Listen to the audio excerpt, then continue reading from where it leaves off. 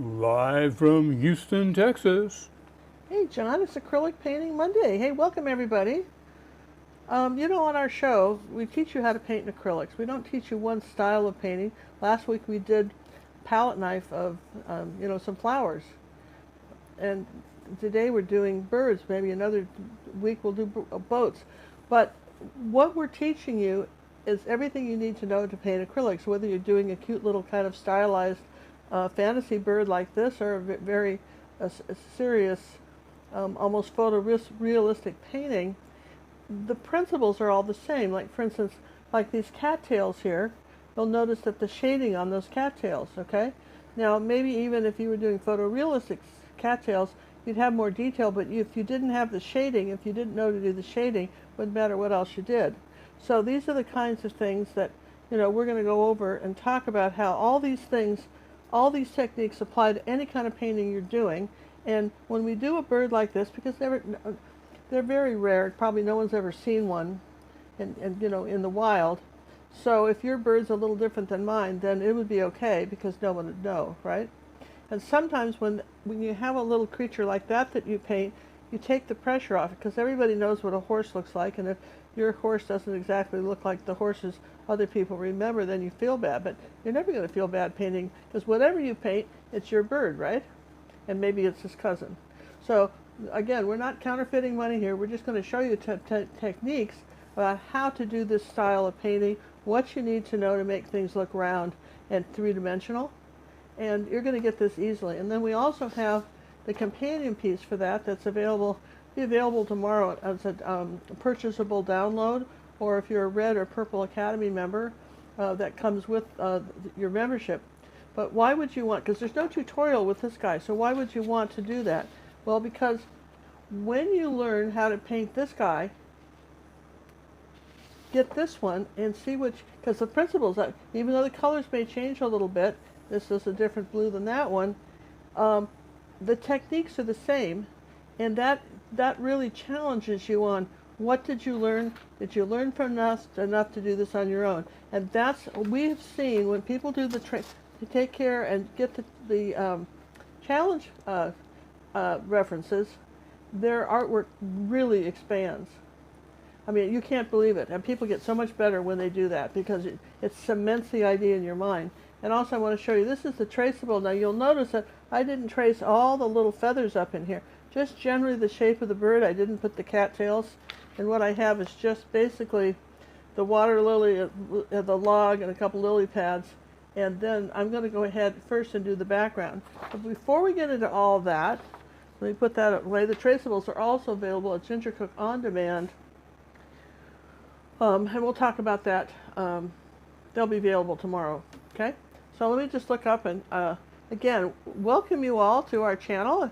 It's a good time to subscribe if you haven't. And if you're in the live chat and you have a question for me, please put it in all caps. Got a big shout out to our mods. And listen, you guys are our art family, and we appreciate you. And all the wonderful comments we got last week, I answer every one. I even had some in Russian. Can you believe me? I had some in Russian. What I had to do was copy it and go over to ChatGPT, and say, what does this say? And then I said what I wanted to say, and I said, say that back in Russian, and then I did my reply in Russian. Yay, okay? I don't think it'll be too much longer where these videos will be available in all languages.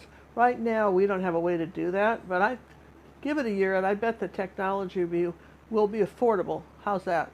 For us to be able to offer these tutorials in a lot more languages than just English. But you're here. Let's go paint and have fun. Thumbs up too, remember? Okay. So this is a 9x12 canvas. This is a Protone. I get these from Jerry's Artorama, but also there's a very good quality of these on Amazon. This is 9x12. This is actually masonite board that's covered with canvas. And the reason I like those is they're a little easier. The transfer paper works a little better on them, and they'll take a lot of different kinds of frames. And they're a very nice surface to paint on, okay? And if you come over here, John's going to show the palette. You have it, John? Did you switch over? No, I moved my buttons. I got to find it. He's looking for his button. Yep. Wait a minute. He found it? Yep, there you go. All right, we got the Ultramarine Blue, Phthalo Blue, Burnt Sienna, that's a must-have color. Burnt Umber, must-have color. A Magenta, must-have color. We've got some different reds in here. I don't know how much of those we'll even use. This is a palette that I keep all the time. There's some cadmium orange, cad yellow medium, a little bit of cad yellow light. If you didn't have it, that'd be all right. Yellow oak, ochre or oxide, and this is raw sienna, but if you didn't have it, you can put a little bit of burnt sienna in this yellow ochre and get something like that. Titanium white, okay, and that's another cad yellow light, okay? What's in the top right corner? Oh, that's black. I was going to tell you that's Mars Black, okay? That's Mars Black. We pretty much have to have that for the eyes, but I'm going to show you, we're going to use that for the background too. So here I have a different kind of mixing palette. This is the one from Golden Maple. Now, the one you saw on the table is from Masterson's, and they're not the same at all. The Masterson's Stay Wet palette, you've got to boil the water and then soak the papers in forever, like 10-15 minutes, and then paint. And even if you do a bunch at a time and put them in a Ziploc bag, that's kind of a challenge. But one thing we did do that I found very useful, this Stay Wet palette from Golden Maple comes with several sponges. And we took, which color did you take, John? The sponge. What's that? Which color sponge did you take? This is a white one. He took a white one and put it under this Stay Wet. Oh, and that one, that's got a gray. That's got a gray one under here, okay? Yeah. And we found that it actually worked a little better than the sponge that comes with it. So those of you who have both, you might want to try that. Okay? Now, I want to paint this blue sky here, okay? It's kind of this background, it's really almost a fog, isn't it? It's almost like, really, I think it's not even sky, it's swamp fog. Yeah? Don't you think that's swamp fog? I don't think so, yeah. So it's going to be mostly white, and I want to gray it. So I'm going to I could put orange in the blue, but I want to put some black in it to mix that color with today. I'm going to show you why. So we'll take a little tiny palette knife. Okay, that's not the little tiniest one. Oh, here's one, a little smaller. Wait. Okay. All right, something like this. Ooh, I just got my finger in the paint. See, this is why. Always happens to me. They could paint all over me. I don't know who these people are that can paint a whole picture and, come out pristine. And have no proof that they actually painted it. Yeah. So I'm going to take a little bit. This is the Ultramarine Blue, and that's the Phthalo. And I'm going to, maybe that's the Ultramarine. Okay, that's the Ultramarine Blue right there. And here's a tiny bit of Phthalo, like next to nothing. Okay? I'm going to put that in there. Okay? And you see, that's just a little bit. That doesn't feel swampy, does it? A little bright. So I'm going to take a little bit of black and add to that. Now I'm going to gray it, because I want this swamp color. Now, what do you guys think? Because it'll dry a little darker. Put a little tiny bit more black in it, like toothpick bit of black. So that's the ratio. So then what you do is you just mix some more of it, because I won't have enough. That won't give me enough paint.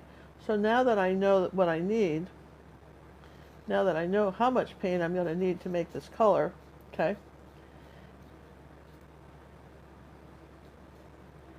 Now I'll go get a little more black. See, get your ratios right first and then do it. Then mix your color, okay? Okay. So it's really kind of a blue-gray color. See that? See? Same, right? Yes? All right, so then we're going to, we could use a smudgy brush to cut, if those of you who, you can use a regular brush or you can use a smudgy brush. I think smudgy brushes cover the canvas fairly quickly. We might do one of those, because they do work pretty well with that.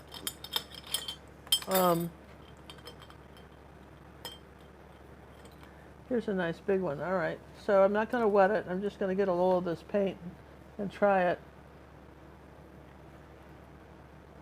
Okay, that kind of works. And come around to the bird here. And it's already a light blue canvas. It's just, we just happen to have some light blue.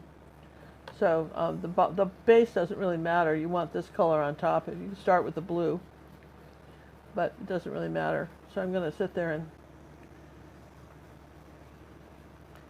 now as I go down a little further, you know, way down in this area, I'm going to add a little bit of burnt sienna to it, to that color, and I'm going to gray it even more. See that? It's a little bit darker down in here.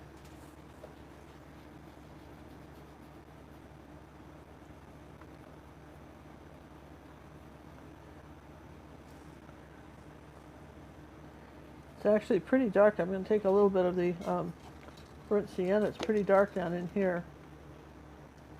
A little bit of burnt umber. A little bit of black. Because it's dark down in this part. Not so much over here, but we'll put a little of that color here. Now what do you do when you have all that? What you have to do, is key, is you got to be able to wipe the brush off. Or your, right, just wipe that off like that, see? And then mix the two colors together. Like that. Kind of mix them together. So kind of split the difference here. Then I'll get some more of this blue up here like that. So I think, again, I want this kind of dark down in here. And I'll probably have to darken it again, but that's sort of our background color, and I'm pretty happy with that, okay? So as long as we were doing something smudgy with something, let's take this brush, because I've already got it, right? And I'm glad I got it out. It's kind of big for that, though. Maybe we will go with just a regular brush. But those of you who have smudgies, you can cover a lot of ground with smudgies. I'm going to go ahead and take some burnt umber and a little of the black color. And I want to come under here like this for my log and just say that here's where my log is. Okay, my flower comes over the log, but we'll just paint the log in. Then a little bit of burnt umber and burnt sienna for the top part of it. Now you're saying, but Ginger, the log is light, so why are you painting the top part dark if the log is white? Good question. Well, I want this as my underpainting, and then the other stuff goes over it. So any questions, John? Anybody got any great questions for me? Right now, Queenie, all clear. Okay, so I'm just sort of curious if those who are watching, how many think you might paint this, or you just like to hang out with this? Just sort of curious, how many do you think you might want to paint this? Okay. So now the pond is kind of a brown color. Let's just take some burnt sienna for a minute. And a little bit of ultramarine blue. And I'm just going to go around my water lilies and paint that. Let's just do that.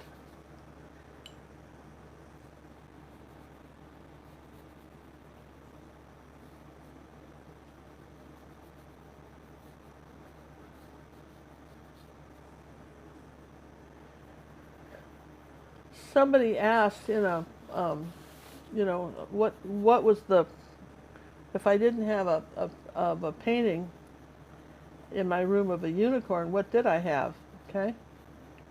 And I was telling John, I don't remember any paintings in my room. I had some wonderful coloring, you know, not coloring books, but colored books, you know what I mean, with illustrations, you know, children's books with fairy tales and stuff like that that were illustrated. And I suppose I was inspired by the art in those. But for the life of me, I can't remember a single painting I ever had in my room as a child. John says he didn't have one either. Did you guys have paintings? No, didn't have one. Did anybody here have paintings in their room as a kid? Well, No? here's a question. We have a new viewer goes, what is a smudgy? Well, You keep throwing that term around. What is it? smudgies are these brushes made by Golden Maples, and I tell you what, they don't call them that. They're made for. I'm just looking. I think I thought we had some here. They're made. They're made. There's some. They have some. They're made if you did model figures like little soldiers or little guys, outer space guys. You know, little tiny models that people paint. They either have them for their games or just to display. And these are made for covering all the cracks and crevices in those little images. Okay, those little creatures or whatever you are. But I have found, then they have some great detail brushes, because on something like that, that's, you know, what, 8 inches tall or 6 or something, you have to be able to really paint details. So these, we have these in our Amazon store, and you know they're under $30. At the time this was like set was under 25. And you get all these brushes, and they just are a wonderful blending brush for acrylics. They're terrific. But they're for miniatures, for painting miniatures. Okay, so that was a good question. Thank you. Now this is dried a little bit. I'm going to take a smaller smudgy and I'm going to come back and do another coat here like that. Give this a second coat. I want a little more black in this color though.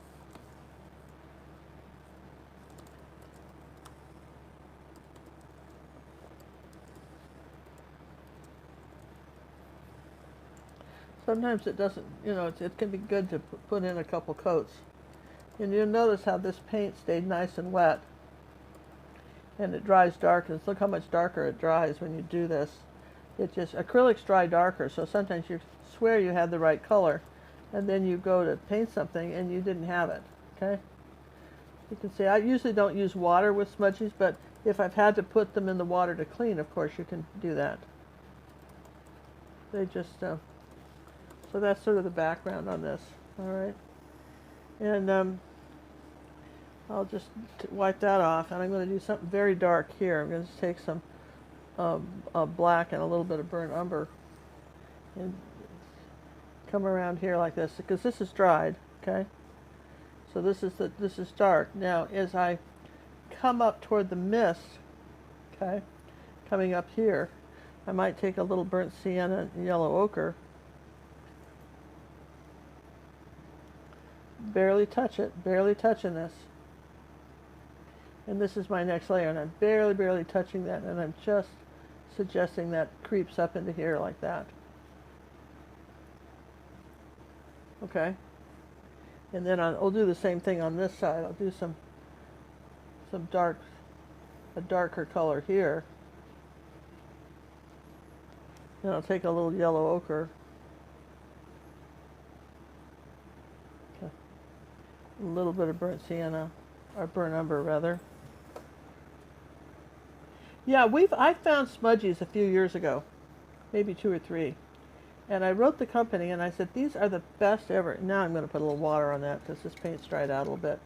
These are the best brushes ever for blending with the regular acrylics. And apparently they weren't the least bit interested in. They only want these applicable for little model guys. For little model guys, and that's fine. They didn't care. They don't care what we're using them for. They make the best clouds ever. If you've got to paint some clouds or something, oh my gosh, these make the best clouds. So you can keep switching colors on you, wiping a little bit off. They're great cloud brushes. I've got easy cloud video and just using these brushes. They're just perfect for clouds. Okay, and I'll take a little bit of that yellow ochre and add that. Okay. So that's pretty good here. Okay. There we go. So it doesn't look like much, but you know, you got to start somewhere. People always say, well, I don't know, see how you get the backgrounds. And one of the ways I get them is to, I'm going to take some burnt umber now and a little bit of that blue color that I just had. Okay, and a little bit of maybe that orange color. Okay, there, like that. Now, see this? I'm going to come up here like this, barely touch it. I'm going to suggest that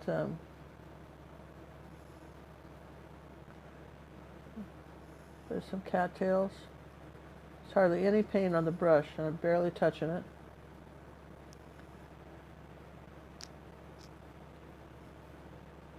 Using just the tip for the thinner lines.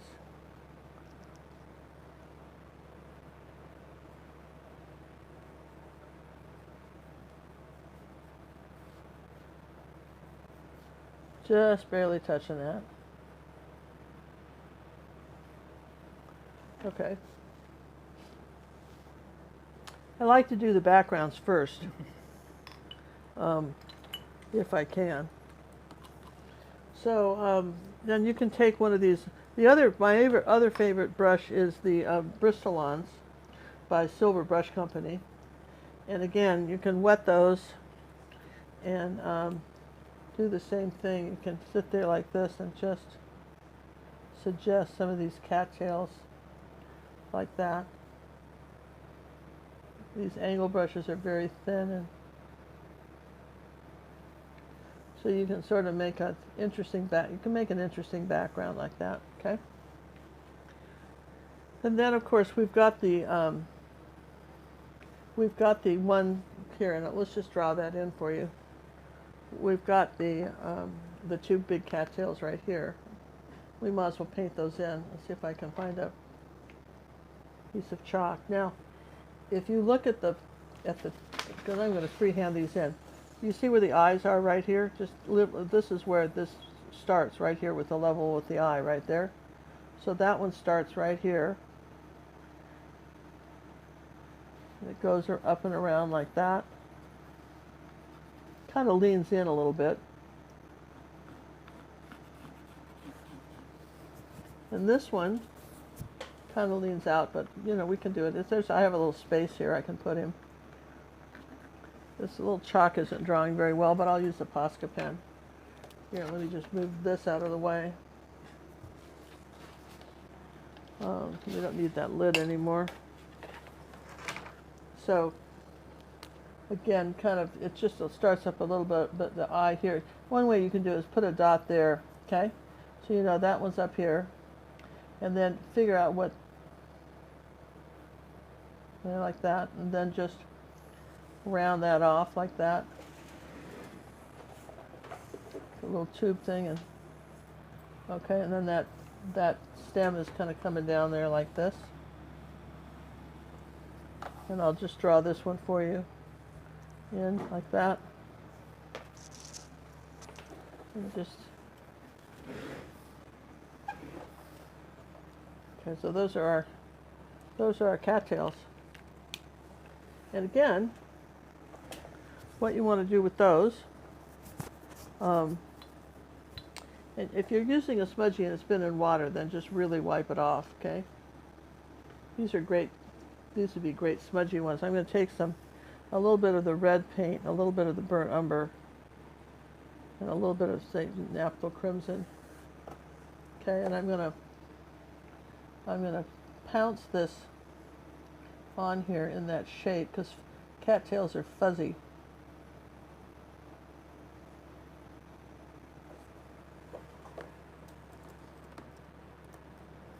You don't want to. You don't want to. A little bit of burnt sienna with that. You don't want a straight line. You know, just like a window or something. You want to have these kind of edges be a little bit fuzzy. I don't know. You guys ever had any? We had cattails in our pond.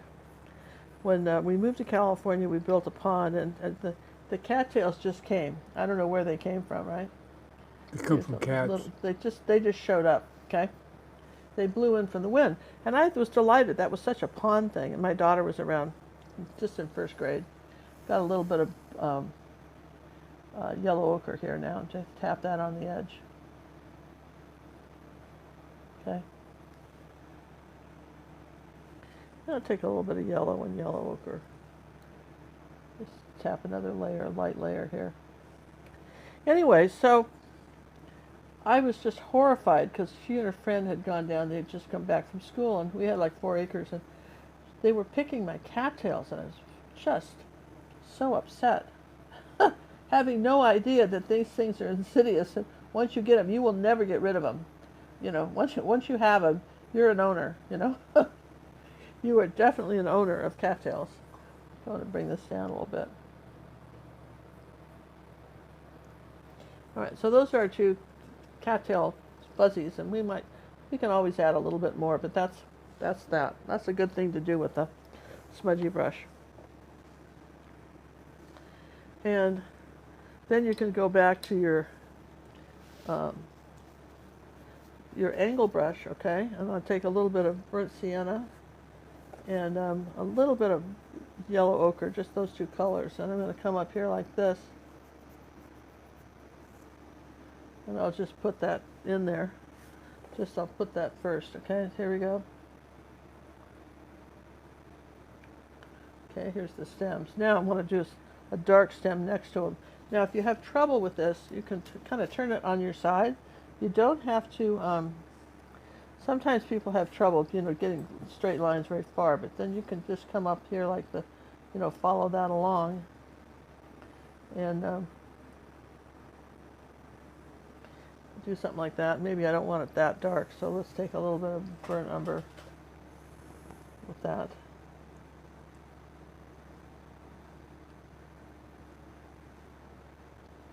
The same thing over here. I'll just come on that side with it.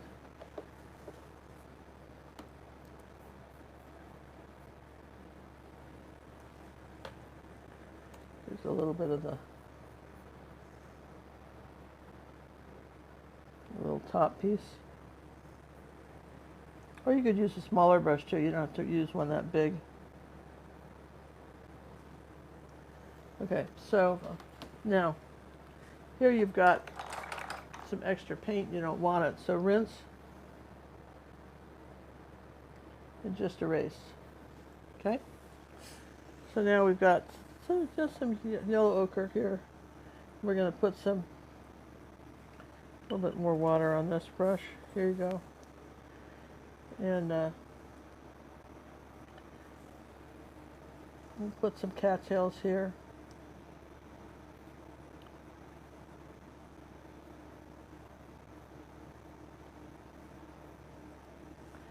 And some might be shorter than others.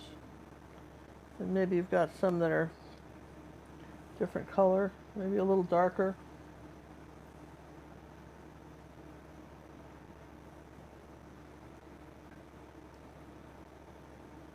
Kind of layer them in there like that. All right, so you got your swamp. Cool, right? Okay, and you know, I could I'll just come back in here like this, and I want to just give a little bit more. I just have paint on one side of my brush. I just need a little bit lighter highlight on that one. Same here, like that. And this could be lighter. Maybe I'll put a little white with it. We want one of these a little lighter, like that. Just put a little white with it. Again, you can just sort of, as you watch it dry, you can make some adjustments. That's our back swamp. And then the same color here, where'd our little pan go? On top of the log, we've got something light. Got some white and yellow ochre. Okay, like that. And because this is dry now, right? So I can take this brush, come along here, wipe most of the paint off, and leave some of that dark showing for cracks.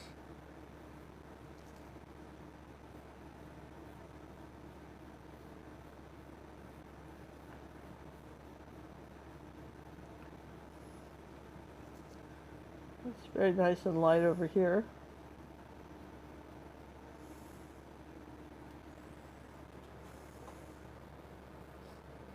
That's the secret from painting wood. So it doesn't matter, you know, whether you're painting, a cute bird in a swamp, or, something a little more realistic.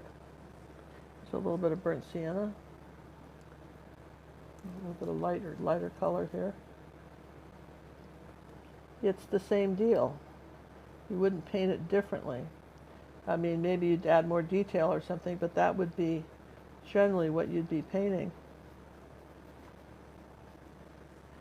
I'm going to take a little bit of white and say yellow. That's cad yellow medium. And I'm going to put a little bit of black in it, like 1%. Okay. A little more white. So it's not too white, right? I'm going to come on up here like this. And I want to lighten this up here on top of the log, right here and right here.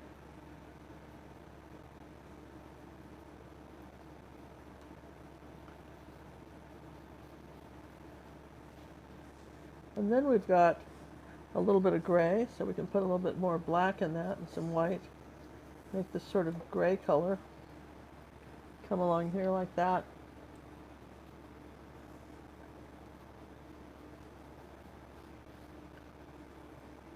All right. Then I'm going to wipe the brush. Take some burnt umber, a little black. I'm going to come under here like this. Let's see. First, let's take some black and let's make a crack, another crack along here like that, in case we've lost it. And then let's take some burnt umber and burnt sienna, and say that there's our bottom of our log. See, this is the next layer of log, right? And then there's something kind of dark underneath the owl. I'm just going to put it in here like that. He's maybe burnt umber, not so much black, but he's he's in shadow right there. Okay. So basically, now let's take another little gray. Remember I did that dark crack? Now I'm going to take a little bit of that gray and sneak underneath it so the crack shows up. And these angle brushes allow you to do that really well. They allow you to get that effect for that, which is kind of nice. Okay? So, now, somebody asked me what you could do with smudgies. Now, one thing you can do with a smudgie, it's another thing, maybe I haven't showed this to you, but you can take a smudgie and wet it while the paint's still wet, and you can blend in a little bit if you wanted something to blend a little more, or maybe maybe it dried too quickly and it's not blending. You can kind of, play with your darks a little bit. So you could come in with a tiny smudgie and do something like that, kind of soften all that stuff out. Doesn't matter what the color is, so you can use smudgies for this too. Okay.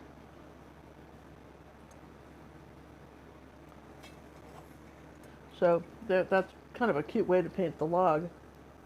So then you can ask yourself, well, where else could I put that color? Well, that's what I always do. I always ask, where else could I put the color? Well, I know what I know for sure. I know that and I'm pretty happy with well, maybe I'm not. Am I happy with the background? So here's some yellow ochre. And I'm going to come up here like this, next to my bird, and lighten this area up just a little bit. Maybe I want that a little bit lighter, just in here. And this is the trick about acrylics.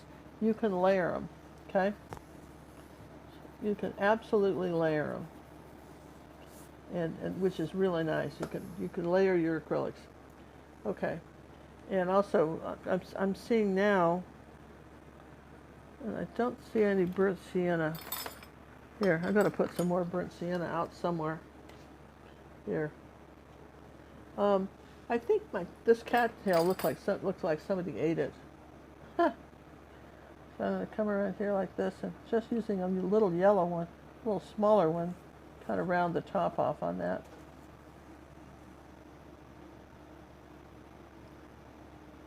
They kind of go down to kind of not an arrow, but they they go down to a kind of a point when you do them.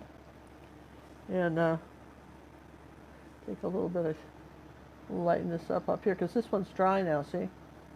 So once they dry, then you can add more colors. And take a little bit of yellow. Because remember, my smudgy is dirty, so that kind of works. A little bit of orange.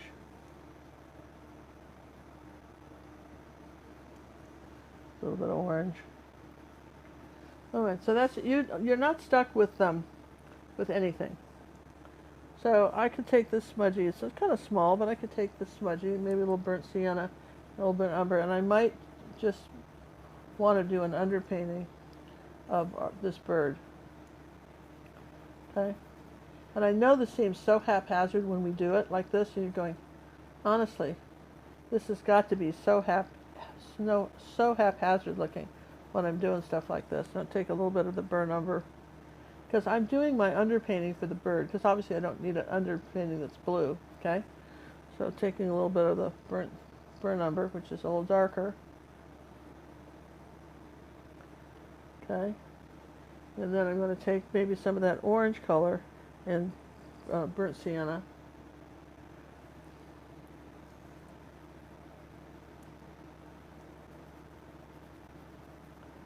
Just kind of, maybe we'll put a little white with that.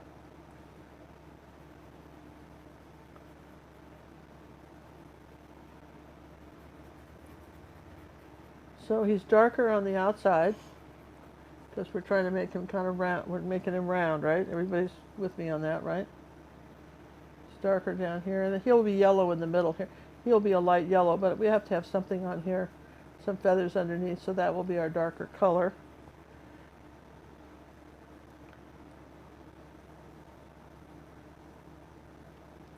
And this is kind of dark in here too. I'm not sure what's in there, but let's take a little bit of something dark right up in here like that underneath him. Here, like that. There you go. Okay, so as long as I'm into something dark, I might just do this black in his eyes.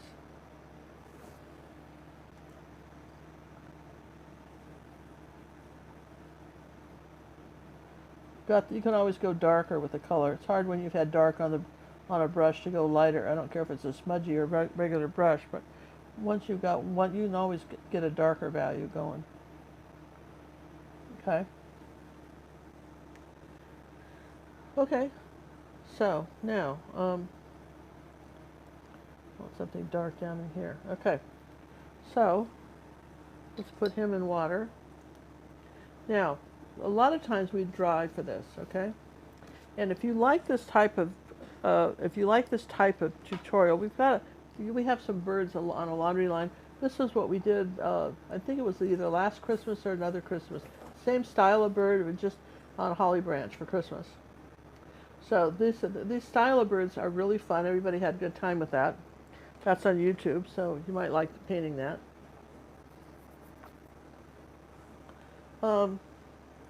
Now, when you're painting anything, it's a landscape, whatever, paint the farthest things back and come forward, okay? So these flowers are behind this guy. So probably the easiest thing to do is just put those in. Yeah? This is a ruby satin silver brush. I think that's too big. I feel like Goldilocks here.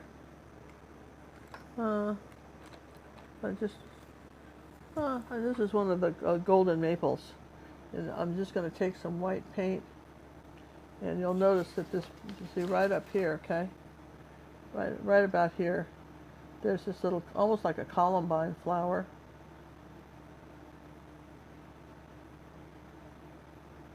But you know, some of us like daisies, not saying who, right? And they might want to put daisies up here, okay? They could be growing in a swamp. Columbines are a flower that used to grow in Colorado. I don't know where else they grow. They don't grow in Texas. John is going to probably look that up. Any questions, John, about what we're doing here? So far, Queenie. All right, so I put those in there, and I think what I want to do, as long as I've got the white, is I'm going to go ahead and paint my flower in down here in white first, because it's over the log, remember? Yeah, here we go. Got a question for you. Just came in. Yeah. Do you have a preference in the brand of paint? I usually use Liquitex, but have ordered some Medine, but it feels too glossy. I like. I'll tell you. That's a really good question. I like. I like golden paints. They're made in America. They don't have to travel overseas to get to us in container ships where the weather can screw with them. And golden paints are specifically formulated for that they can freeze and not get ruined. A lot of times if a paint freezes or gets it gets they don't have the tolerance for the temperature tolerance as golden. Then the other Liquitex makes the best caps. They have the caps. So if you have any kind of arthritis, you can't get your caps off. Liquitex Heavy Body Professional Paint is a very good paint. I used it for years. I won the Liquitex International Paint a Different competition years ago in 1990, and was given $2,000 worth of Liquitex paint, and as one of the first prizes. And had a show in New York. They flew me to New York for the show and everything. It was a big thing. So I'm not saying I don't like them, right? I guess we're doing white here, so we'll come around and do the eyes too, right? So, I mean, I do like Liquitex, but I have found that golden is my preference.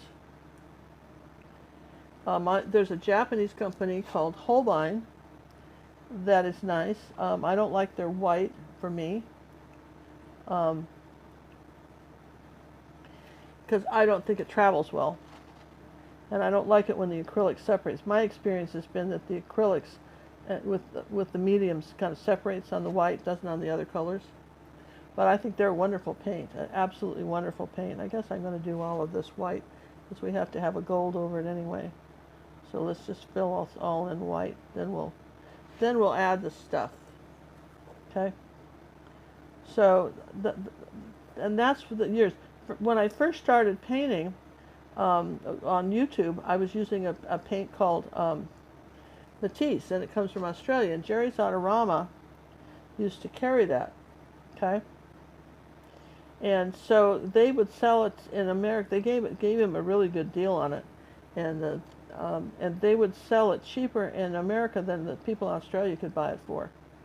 Okay, but whatever reason, I don't know if they had a falling out or what the deal was, but they quit carrying it.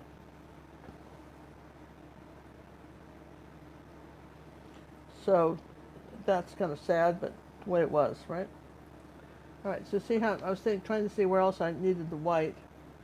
So that's where I did their eyes. It's kind of now it's spooky, isn't it? Okay, so I'm going to take a little bit of yellow. I've got my brush there, and take a little bit of the yellow and just do a little bit of something in the center of these. Nothing too clever, you know.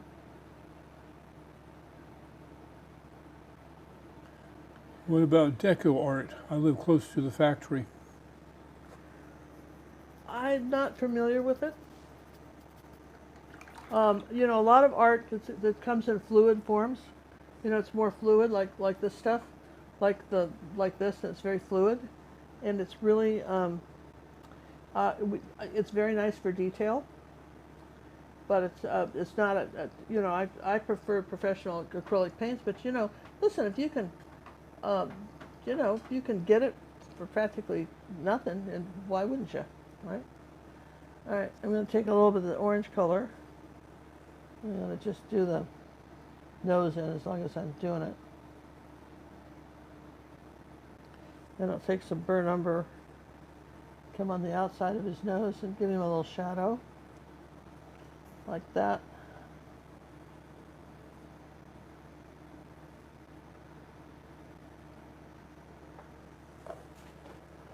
Okay, so nose is painted.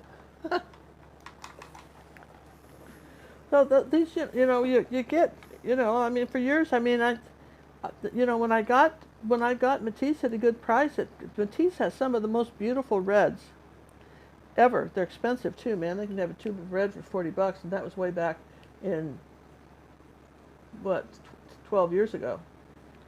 Yeah, not that long ago. Okay, so I'm going to take some black, okay, and a little bit of cad yellow medium,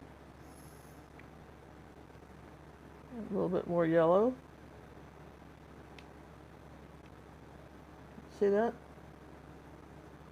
And I'm going to first layer on the lily pads, and I'm just using a little smudgy because I'm telling you, smudgies are so fun. We are just going to use a smudgy because that's fun. And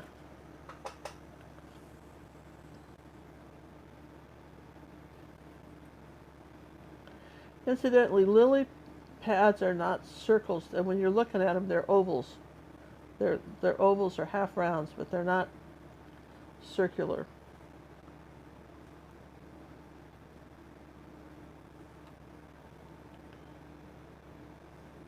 You'll notice that when I go to get the when I run out of paint, I don't dip it in water. I get more paint. You guys seeing that?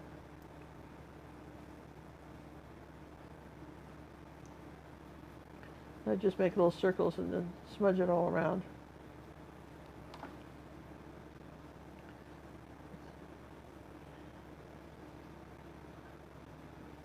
And when you run out of paint, just mix some more. But this kind of keeps us going here like that.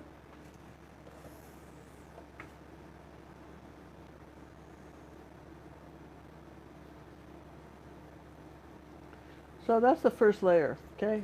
Everything gets a first layer. All right.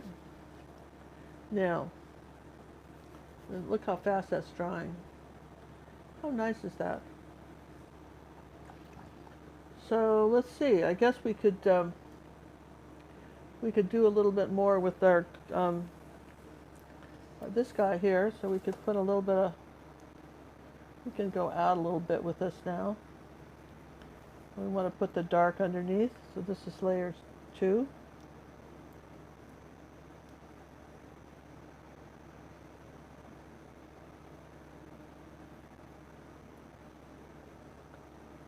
And there's some dark right under here too, under his.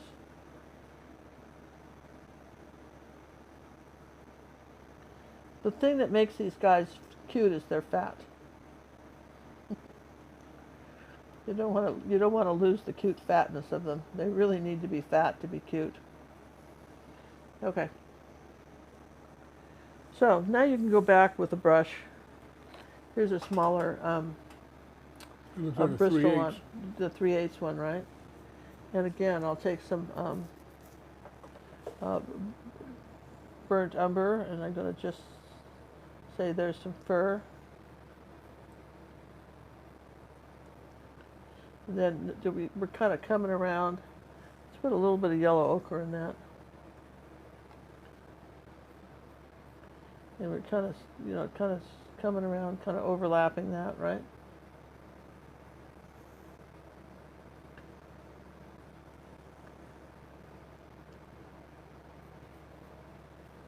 Okay.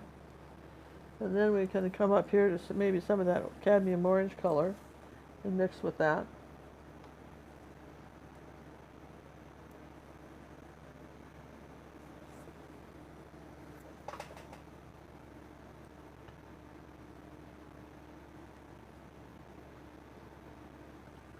Okay, now I'm going to rinse the brush,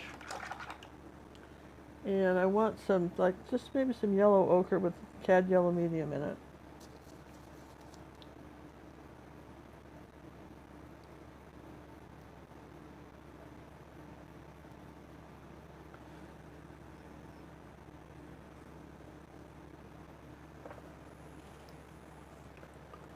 Another.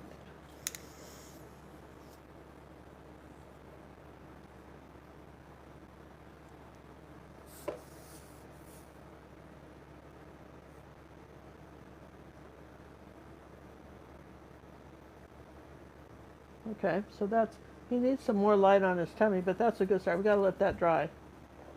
Then we'll add some more light to his tummy, but that's kind of, we build that up a little bit.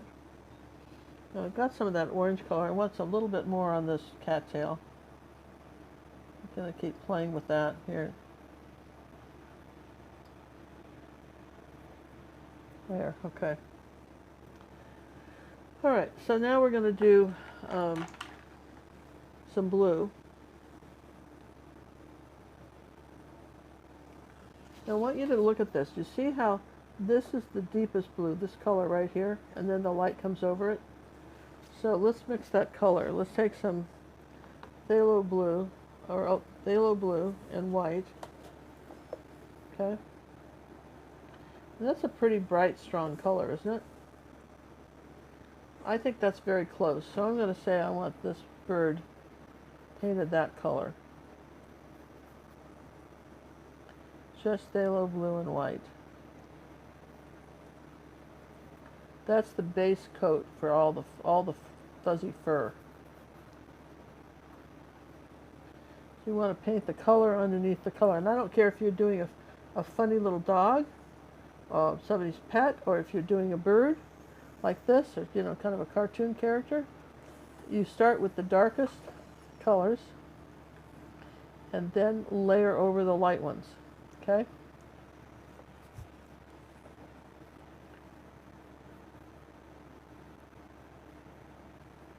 So now when we get up here, he's a lot furrier than this, right? This is basically his undercolor, right? So, and the reason that you like a little angle brush is because you can do, and you've got to paint each time you do it, but you can add these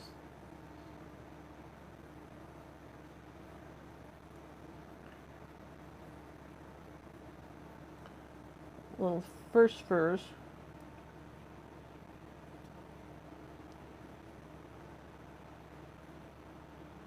Like so.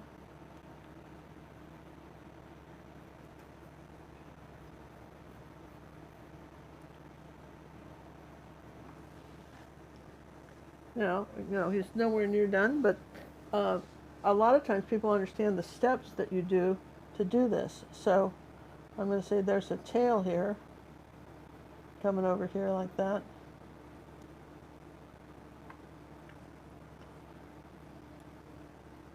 We'll put that there. This has got to dry, but you know, push and sweep up and lift up.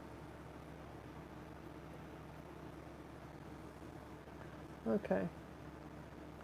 He's not quite adorable yet, but he's getting there. Now his eyes have a little bit of shadow in them. But before we do that, let's start with a clean, I guess we'll start with a clean brush. I need a clean brush to, don't know if that's going to show up. Okay, there's another golden maple one. All right, I want to take some of the little bit of the cad yellow medium and some of that orange color. If you have red, you can mix yellow with it and make an orange. And I want to come around him like this.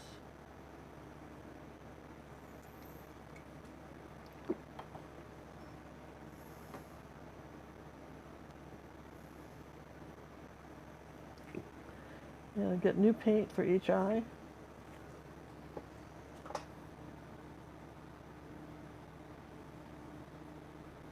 A little bit more yellow.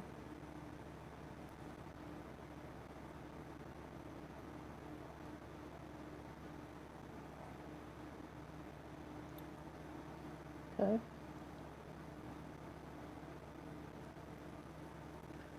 All right, so far this is what we got so far, okay? And as long as we're doing that, let's just take a little bit of that orange color and paint his feet in. A little bit of that in burnt sienna. Let's just paint his feet in like that.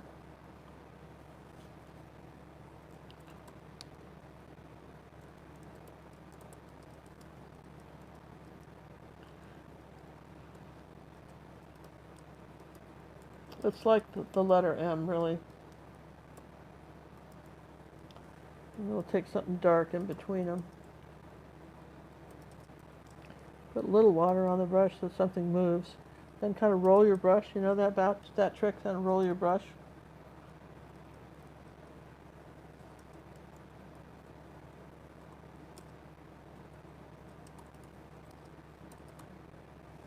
And new paint each time.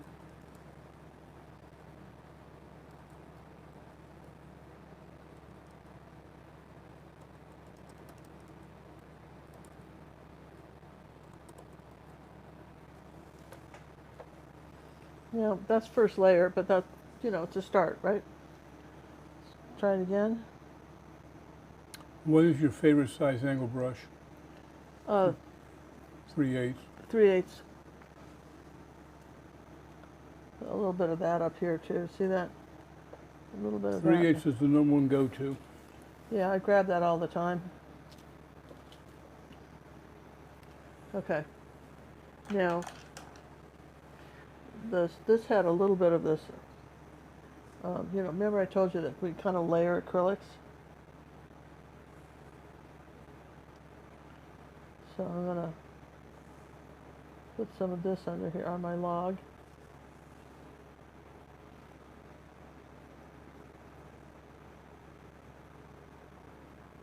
No, that's really the wrong brush. A soft brush is not, that won't work. You can't, the soft brush isn't going to do it. Let's take a smudgy and kind of smudge that out. And I want something lighter in there, so I'll put the paint on the brush and then kind of wipe it off on the paper towel. Maybe do it 3 times. And then I'll lighten this up.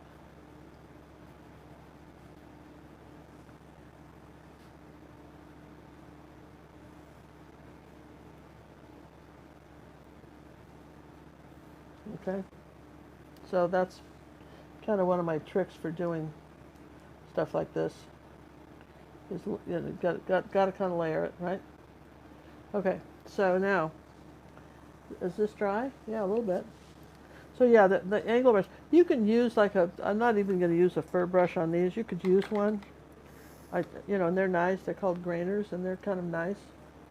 But just take a little bit of cad yellow medium and yellow ochre, and you can come up with just a little brush like this. I think I need a little more yellow. Just a little brush like this. You can start layering in something lighter.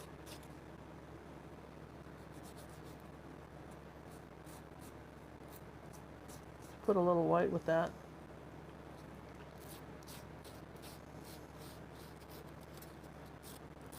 And again, you just, he's coming right down here from his face.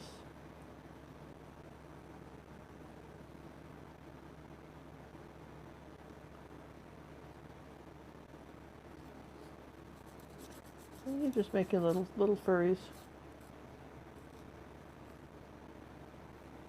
I get new paint all the time.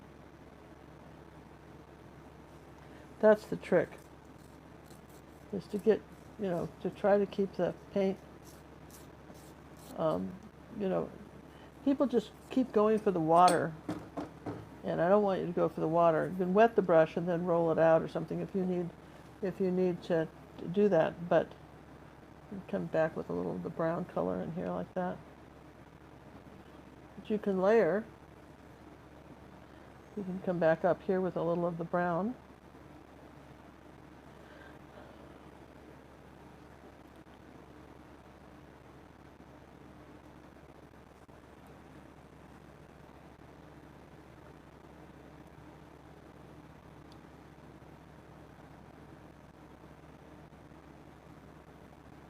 Okay, so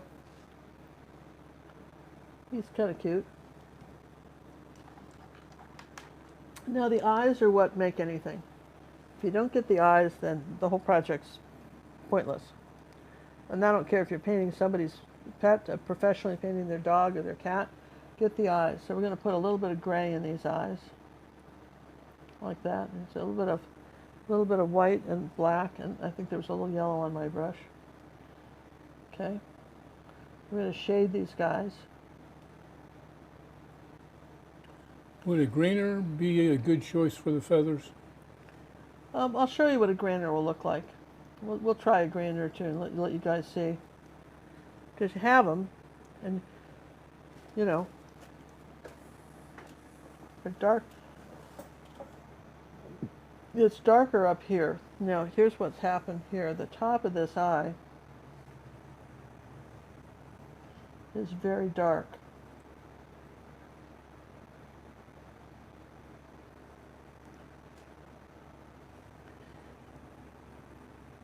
I'm adding a little water to that paint because it's so dried out. So the top of this eye is very dark.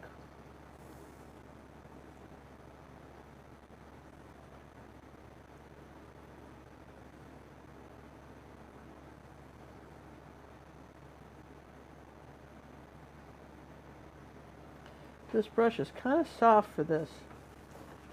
I'm going to just repaint those. But the very top of this eye is dark. And then it got, it's got a ring around it that's thick and thin. I remember in art school, one of the things the professor always said about doing lines, thick and thin lines, he'd say. Thick and thin lines.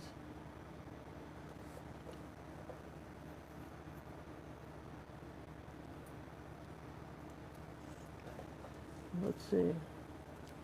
Here's my gray-white coming up here.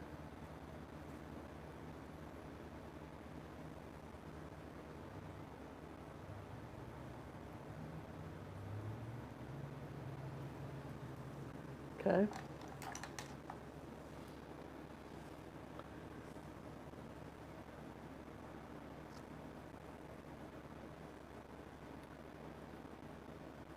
And I'm going to take a little bit of burnt sienna, which I think I have over here, okay?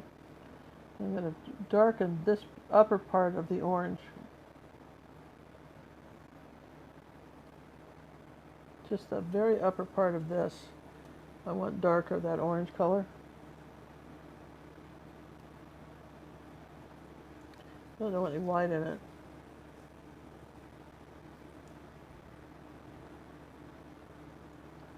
So I want that eye to be kind of in shadow. Okay. Now, let's do, I'm kind of rinsing the brush here. Let's do white and phthalo blue again, but mostly white, hardly any. And let's come under here like this. Now, you can use one line to thin another.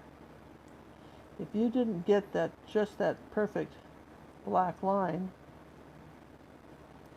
you can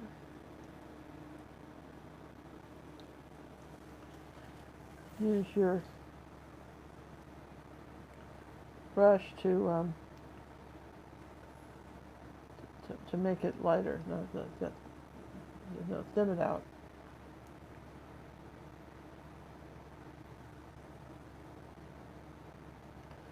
So this didn't really need much of anything. This was just our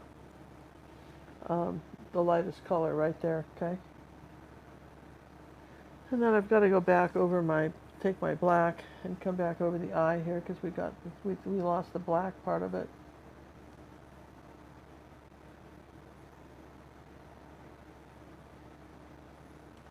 I think I'm going to take some Ultramarine Blue and ooh, look at that. I'm going to roll the brush off and put some dark right up in here like that. Right around there like that. There you go.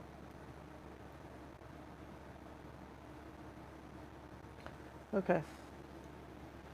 And then this has got to be a little wider right here. Do you see that? This is where it's a little bit wider. Now I could use a Posca pen. But the big thing is that I probably should use some of my liquid black.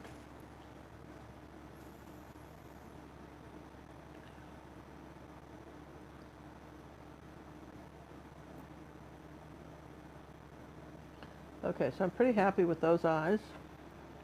The reason we know he's looking up is because the highlight is at 1 o'clock.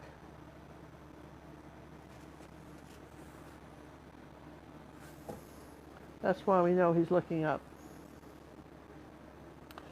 So let's so you asked me about a, you know, like a fur brush or a grainer brush. Here's an example of a grainer brush. Do you see the little, do you see how that there's little fur things here? Now, to work something like that, like for instance, just as an example, let's just take some of the ultramarine blue and this color, right? So if I'm going up here like this, I can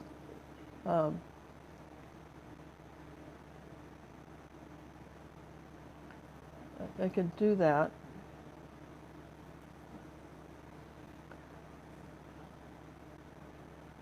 But it doesn't really, you know, you don't really see it.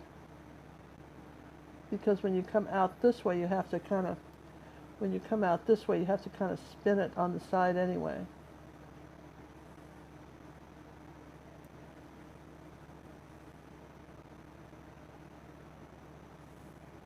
But here's what they call kind of a grainer fur brush.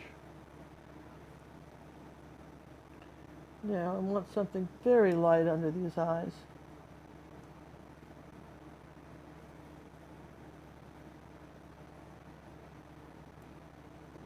Is the highlight in the eyes always in the same place on both eyes? No, he's looking up. So if he was looking down, they'd be somewhere else. But he's looking up, so that's where they have to be. Make sense?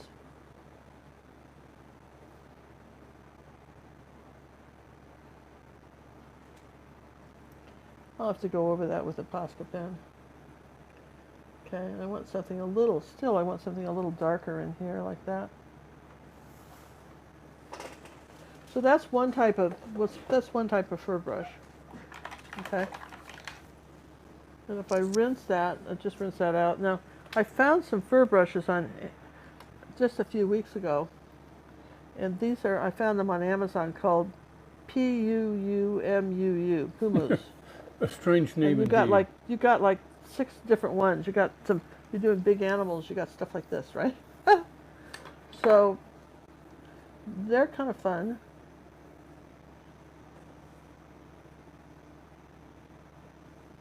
Well, I probably want that a little bluer.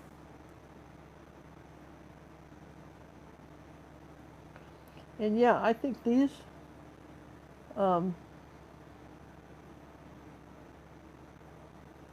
work. You gotta have the paint kind of fluid.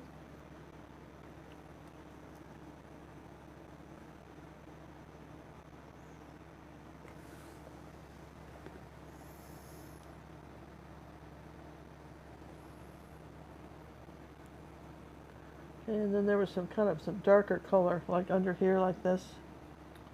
It looks like you added a little bit of snow over there on the right on your log. Oh man, I got into this and didn't dry it. Thank you, Susan. Well, that's my life. This is how all my paintings go. No wonder I could get anything That's painted. why there's so many layers. So I have so many layers that you're just constantly fixing them, right? All right, fine, thanks. Should have dried that. I was just trying to avoid the hairdryer, you know, just get some stuff done today.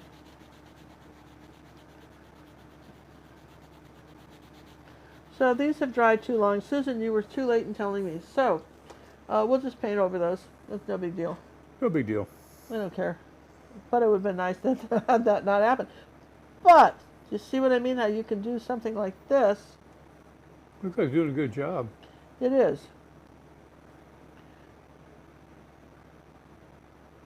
They do. That's kind of, I mean, these crazy fuzzy, right? So what would, the other thing you could do is, you know, more of a fluid paint, okay? So let's get a new cup here. Now, what are the flow spaces? As long as we're playing with art supplies, right? The problem is, if you're like me, I buy stuff and think, well, that's a good idea, I should try that. Then I have it and sits there forever, I never use it because I never remember to use it. Oh yeah, you have that, but when do you use it, right? So this is primary cyan. Probably should have shaken that up first. And see, a brush like this, oh, that's a good color. A brush like this,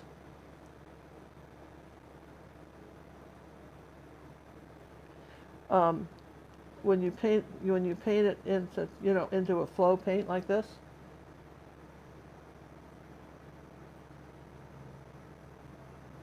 yeah, you could use something like this, and you see, I wanted something a little darker here. Well, that's kind of spilled here. That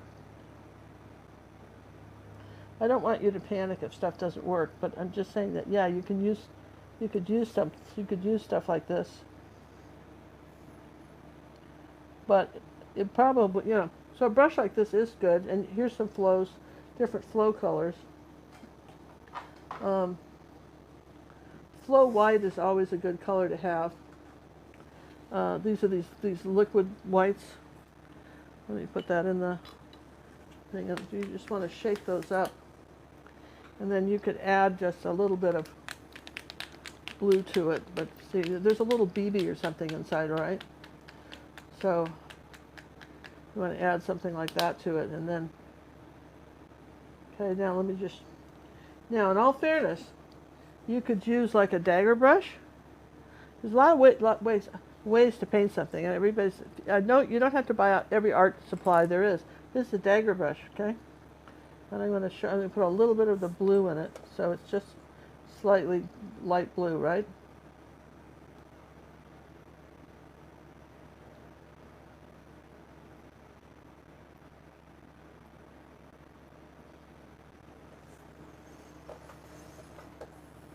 Just using the tip.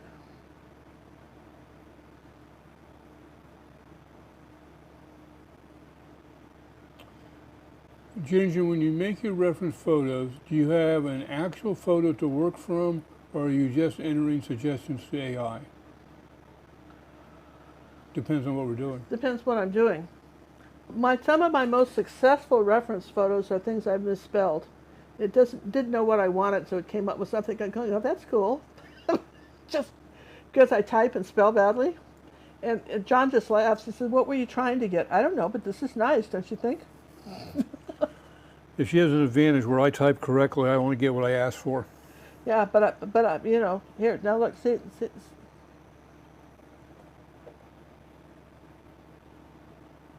What is the advantage of using cyan over the ultramarine? It's a different blue. It was a different blue, and I had it in the jar. I could have used, I just needed something liquid. I could have used, for instance, I could have taken Phthalo Blue in here and mixed it. It's almost the same, though, don't you think? Darn close. I mean, I was just. So, I think you can be a little more precise in where your brush strokes go, because you want some to be going down, like that. Right? And some to be kind of going that way.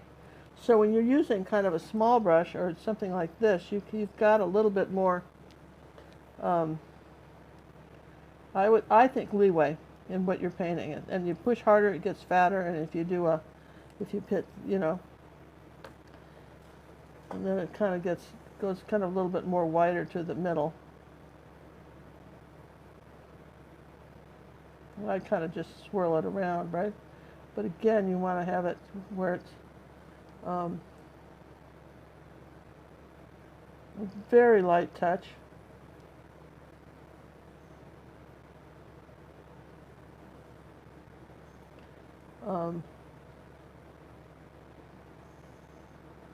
And you almost have to reload after every couple of strokes, right, like that, because it is kind of cute when you make the little lashes like that.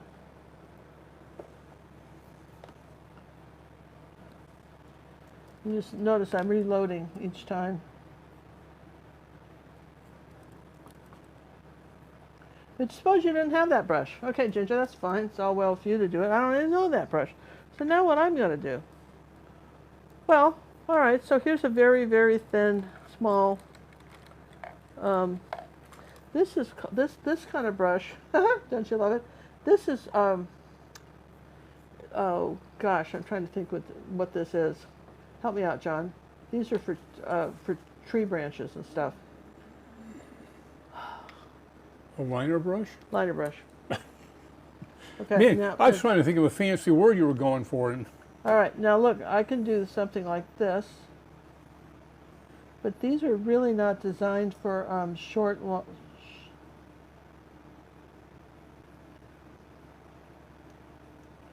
They're designed more for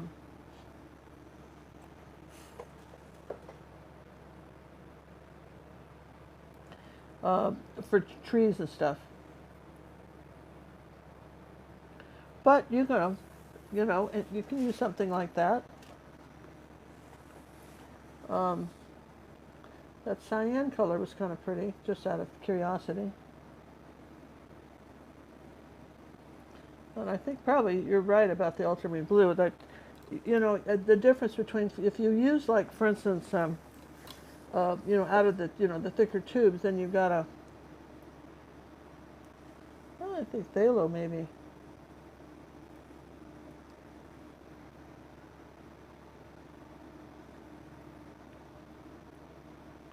I'm just kind of playing with the values now here because we had. do you paint every day? No. But this last month and a half, I've painted every day. I have all the tutorials done for YouTube and the Academy. I did every day. I painted for like a month and a half. How many paintings did I do, John? About 50. About 50.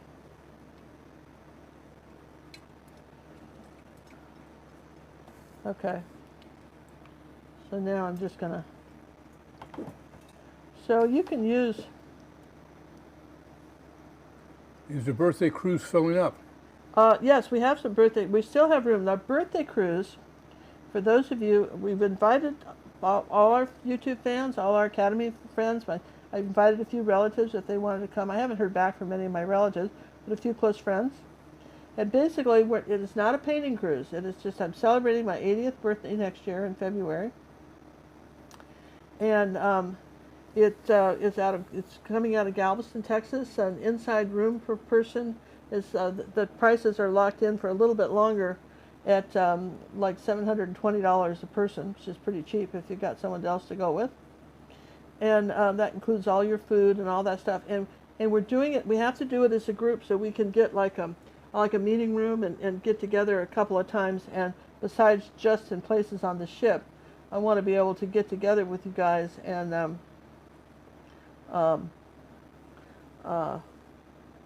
you know, have givvies, and we'll have a few giveaways and stuff like that. And then I plan on bringing my paints and doing some demonstrations. But again, this is not a workshop. Okay, if you want to book some excursions, we're going to some pretty neat places, and you want to get together with some of the other people there. But this isn't a cook's tour. Okay, you guys are on your own. Okay, but we'll eat dinner together. We got the dining room reserved, 7:30. We'll have our own tables, and John and I will eat. We'll split up, and we'll be eating at a different table every night. And you'll find us eating lunch in probably the park cafe. So we're, like I say, we're easy to find. And we're there to just share the experience, and I think it's going to be fun. And if we were to charge for a workshop, it would be a few $1,000s more, and we didn't want to do that. We just thought maybe enjoy a cruise, get a chance to hang out with us, and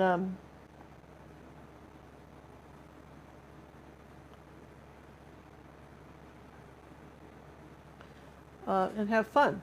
And it's going to Jamaica. Is it going? Where is it going, John? There was Cozumel, Costa Maya, and Roatan. In Roatan, which is Honduras. And there are there's wonderful excursions you can do, and but you know, do them on your own or get to find out when we have a more confirmed group of who's actually going. We have a lot of people have signed up already, so there's not a lot more room, but there is room still. And those of you who are thinking about doing it, you can just make a deposit. You don't have to pay for it all at once. You have to pay for it till October. So if you were thinking, well, I'm saving my money and maybe there'll be time, you can just do a deposit. Okay? And if you want to know about it, use the contact us on our website and we'll send you the information. And if you fly into Houston, you have to pay for it, but there's a shuttle between either airport to the cruise. Okay? So, that's fun, right? All part of the excitement. All part of the excitement, right?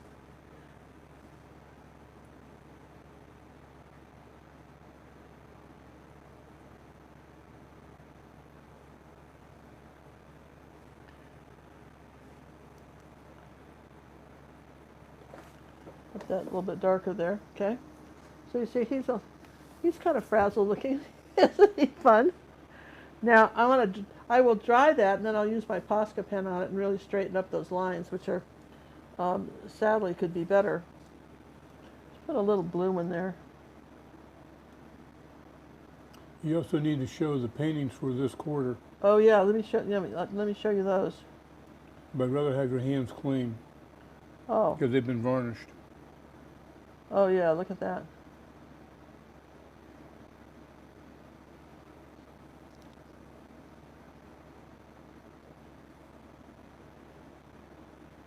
So it never hurts to go over the white. All right, so I will show you that. Probably should take a brush real quick and erase the white spots. But I don't mind this happening because I did a tutorial. What was I painting, John? It was a long. Oh yeah. Oh gosh. It was a YouTube tutorial. Wait till you guys see it. I must have done something like this about 6 times during this thing. It was tragic. I was just going, what is happening? What is happening? No. No. No.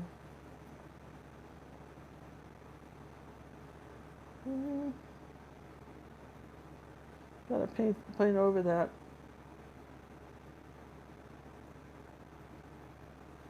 Here's a question for you all. When you paint a painting like this, how many brushes will you typically use? John's whining again because he cleans them. We did one tutorial. She had 18 brushes. Granted, it was a whole 9x12. 18 brushes, people. Well, I didn't want to stop and go to the sink and wash them out, and I needed clean ones. You can't use a brush like this and rinse it in the water and come around and do white because the white will never be white. You know that? So again, measures needed to be taken, and that's what happens when measures need to be taken. That's all. This stuff happens, man. 18 brushes, though? Yeah, well, just... Oh, the stuffy staff was going nuts. They saw all those come over to be cleaned, and they quit. Oh, that's a shame. I had to do it. Oh. Let's see, how do we do that green here? Remember we had a little bit of green and black here. Let's do the little lily pad again.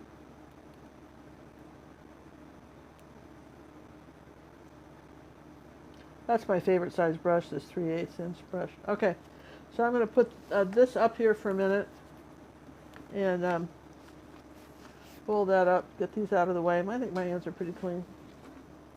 And I'm going to show you. Now, if some of you are new to the channel, we have a scholarship fund. And because we also have an online art school. We just don't do these YouTube tutorials. We do, well, why don't you get an example of a painting we might do in the Academy for me, John? Oh, I might have one handy, my queenness. So I'm going to show you the kind of artwork that we do in the Academy. Maybe one people haven't seen it. We've shown Einstein, but you got one of those others that we did. Don't get up, I'll get it. He's getting it. I'm not getting up. Why would I get up? So anyway, we have okay, so here's an example. Here's a small example. a small example of a tutorial we have in our online art school. We have over 800 tutorials because we've been doing this for a few years, step by step. Some are a couple hours long, some are as long as 6 or 8 hours. And for under $50 a month, you have access to a whole lot of them. And if you're a Purple member, you get access to all of them, and the Wave and Water Masterclass and Painting People and so forth. And the Red and Purple membership comes with personal art coaching, where people take a picture of what they've been doing, photograph of it, and send it to me, and then I'll make a little video, a personal video, and explain how the artwork can be improved. So this is the kind of thing that we do.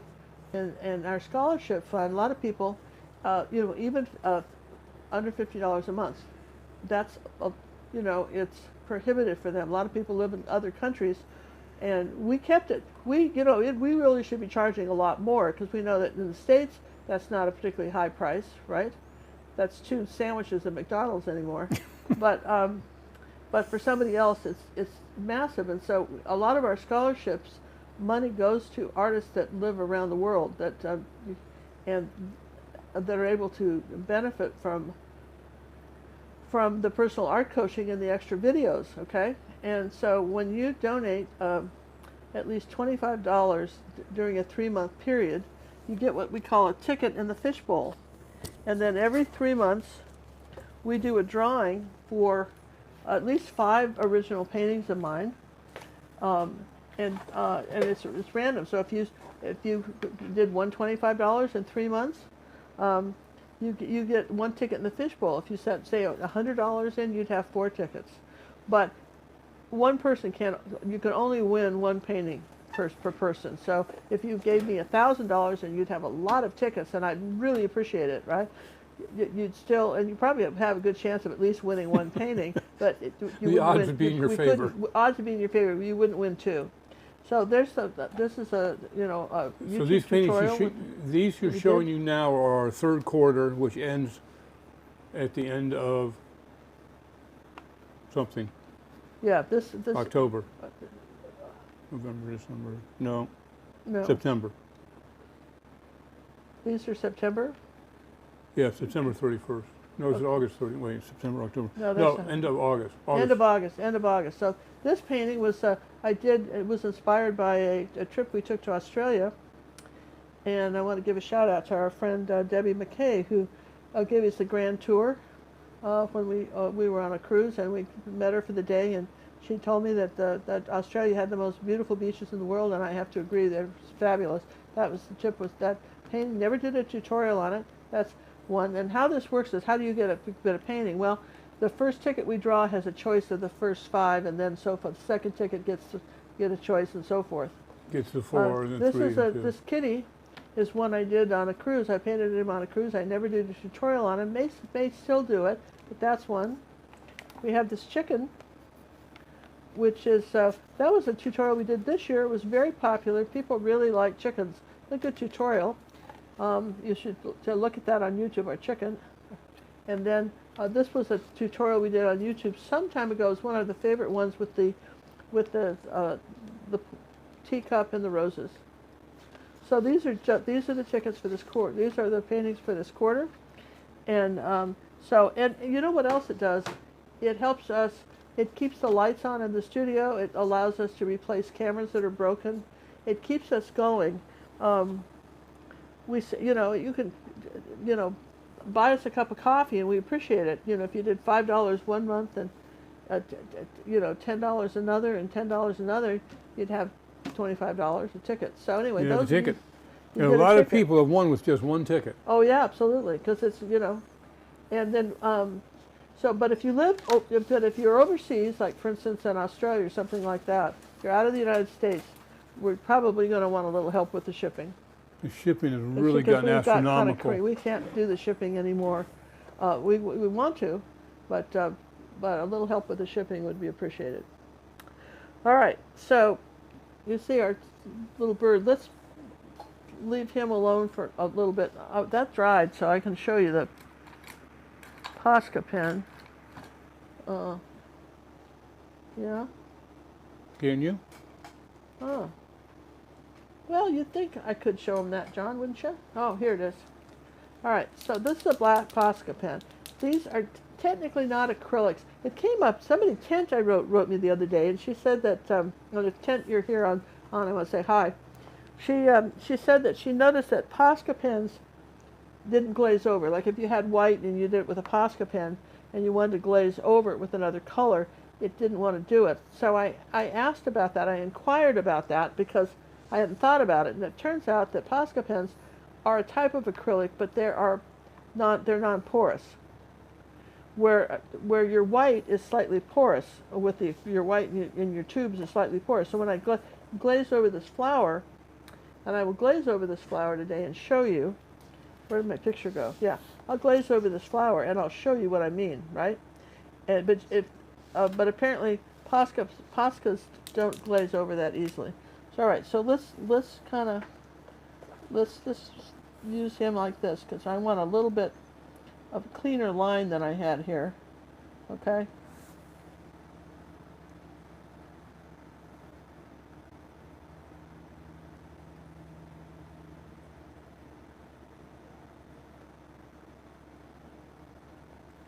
We'll do the same thing here on this side.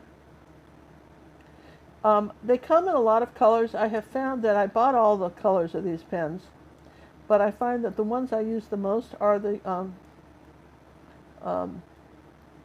fine tip black and white. Notice how this goes up a little bit, almost egg-shaped, and it comes down here. It's a little wider here at the bottom of the line.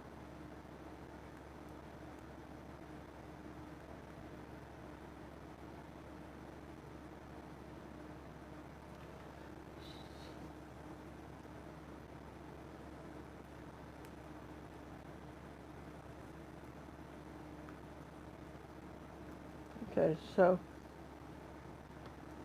you can add a little detail. And then the other thing you can do with them, okay, is that you asked about that, well, we should shake them up. You shake them up and kind of push on them. Wait till you get some ink out.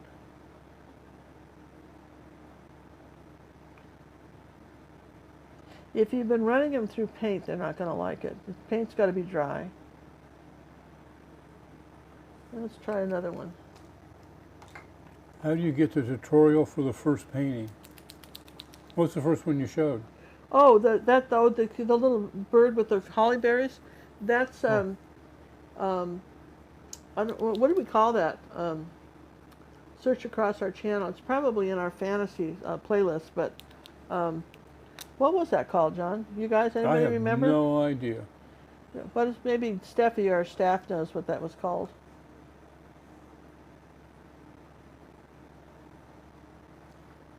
See, you can, this needs to be cleared a little bit, but you can, well, I don't know, this isn't, no, nobody's playing nice today. I don't know why.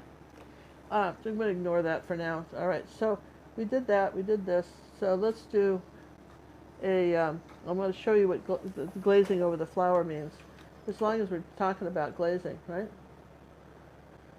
So we have something called glazing medium. We have matte medium, which you can use, but that won't be as good at glaze. Where did the glazing medium? Glazing medium? Airbrush flow, that's not it. Do we have glazing medium? It used to be over on the left. Yeah, did it? Well, gosh, John. Oh yeah, maybe this is it. Oh yeah, golden satin. You don't want gloss for that. Satin glazing medium. So what you do, okay, now you don't have to have this. You can also use water. But most paints, the reason you want glazing medium as opposed to water, okay, is that if you water down acrylics too much, they will just come off. Where glazing medium will bind to whatever you're doing, okay?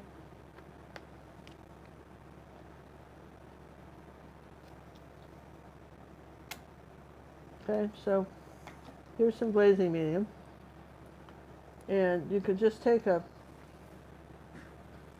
little brush, and some magenta, for instance. Magenta's kind of not very thick. There you go. Got some. See this magenta, and I'm just putting a little bit in this and kind of mixing it around. And I can glaze over my flower.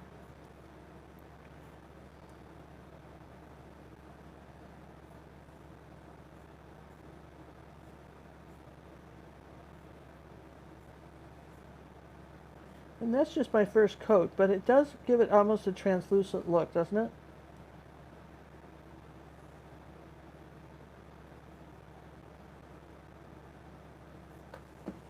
How would you do on your feet? Do you need a little color on your feet? Yeah, look at that. Look what it did just to those feet right there. This is pretty. What does it do here?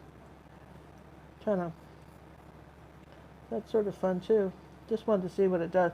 It will change the colors that you do. You know, kind of. You know, if I put, say, orange in this, it would have, you know, well, let me show you. If I'd put, like, some of that orange color in here.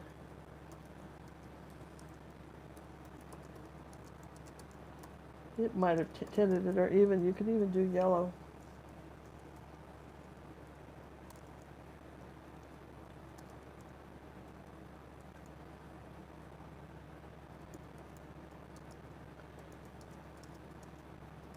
See, isn't it interesting how you can get them? You look at my look at the neat effect I'm getting. Okay, just with that.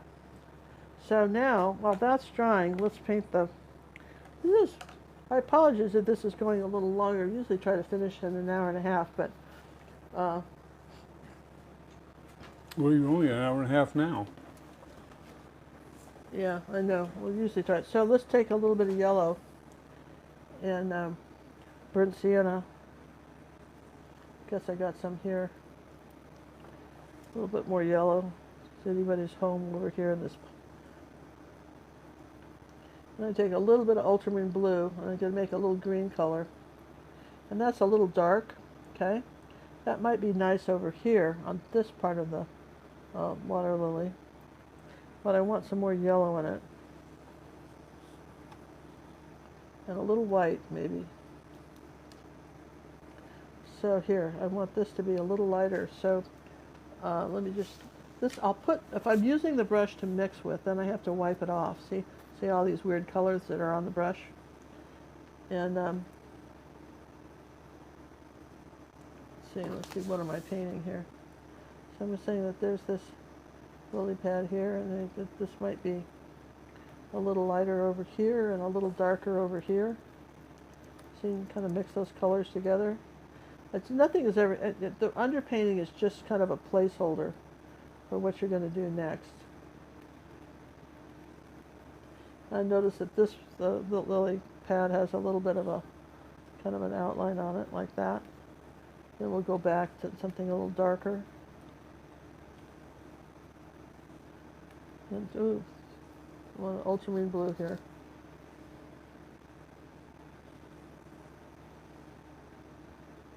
So you can add a little blue shadow. Okay. It doesn't have to be, you don't have to be too technical with this, okay? This is just a fun painting. This is a no-stress painting. Nobody is allowed to be stressed. Put a little bit of this magenta on there. How could you be stressed painting this cute little guy? Well, but sometimes people get stressed, John, over, you know, Oh, and I don't want you to silly. be stressed over it. See, I add a little bit of magenta shadow over here, okay? Maybe under here, too. Kind of mix that in there. Okay. How do you decide which type of varnish to use, matte, satin, or gloss? Well, a lot of it depends on where you're going to hang it. And certain styles, you know, painting. But for instance, if you're going to be hanging something that's going to be in a window, gloss might give you a glare. But you start with gloss first, and you have to start with gloss first because you bring out the colors. It binds with the acrylic. We use Liquitex acrylic gloss varnish, and then you can add the second. You need 2 coats, and then usually you brush it on, and then so we want 2 coats of that, and you've got to dry it at least, I don't know how long between them, but you know, a couple days. I'm going to put some blue here.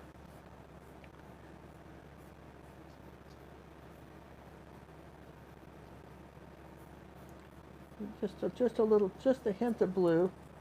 And then I'm going to put the hint of some dark green in here with some ultramarine blue.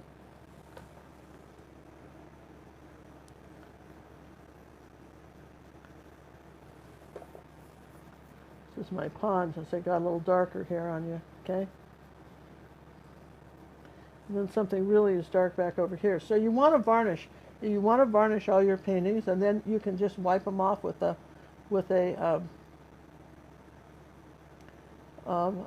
rag if you need to. And just kind of straighten that one out. You just don't really see that much of these over here. Just seeing what else is in. This is kind of ultramarine blue and a little bit of burnt umber. This is dark over in here.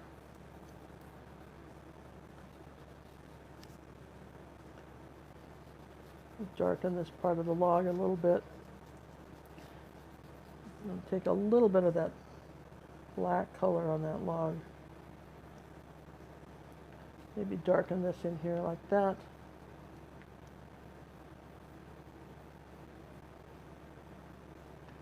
Kind of redoing that one. So just kind of flatten the water. And this little guy, we still have to finish him, but I was kind of waiting for that to dry. See how I'm just, if I rinse my brush, you see all these colors that are coming off of it. So then I want to take a little bit of that pink color, so I'm going to take some white and magenta, which makes a very nice soft pink, okay? Then wipe all the paint off. I want to come in here like that and suggest that it's there. Just a little bit of a shadow here. Just a reflection in the water. See that?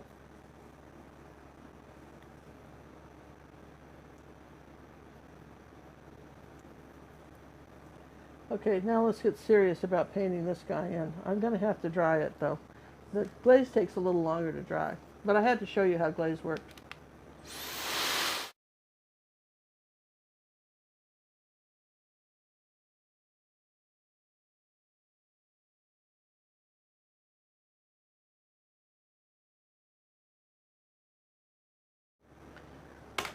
So this is like this is probably, this silly flower probably takes as long as anything to paint.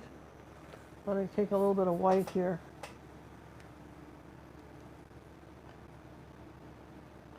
And go over that glaze and just a little bit on this one.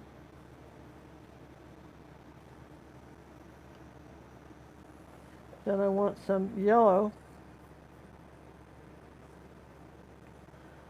A little bit of white with it. And I'm going to come up here and I want a yellow center.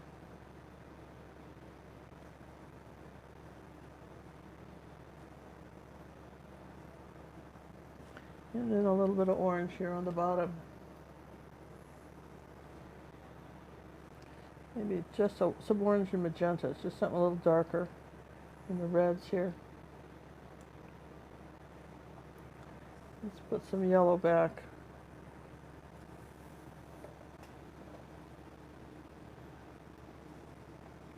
That's the center. Okay. So what you've got to do now is, in order to put a petal over this, this has got to be dry. So let's try that.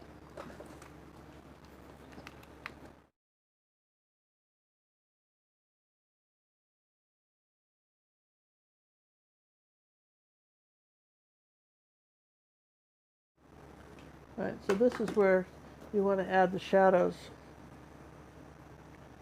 So you've got a flower here. There's a little bit of a shadow on that.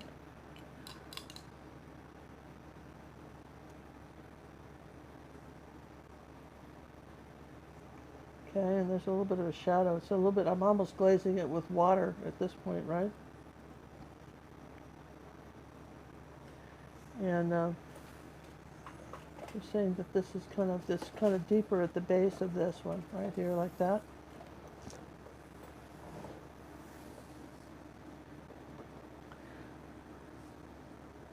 Then I've got another petal coming up this way.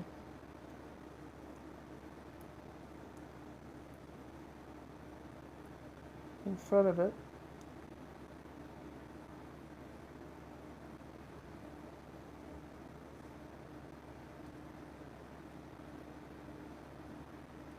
This is just magenta.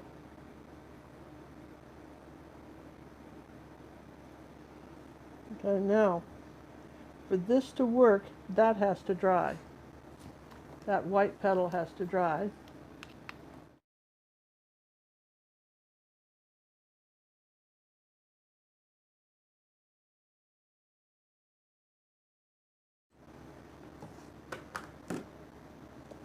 And then we've got to say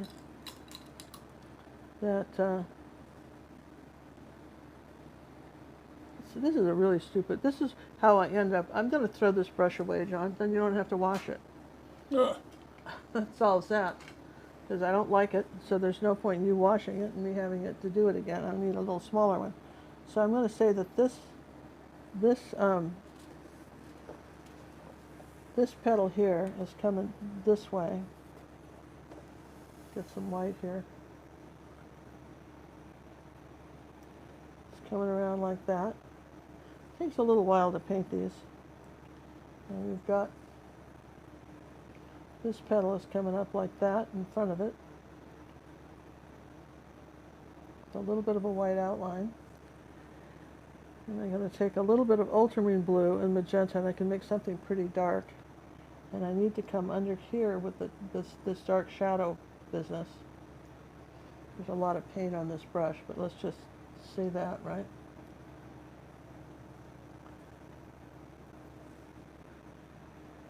I should put the magenta over here. I've got some white magenta, so to really put it over here. It's just, that paint is kind of dried out on me because that palette has gotten really old. And here, now let's get a clean paper towel.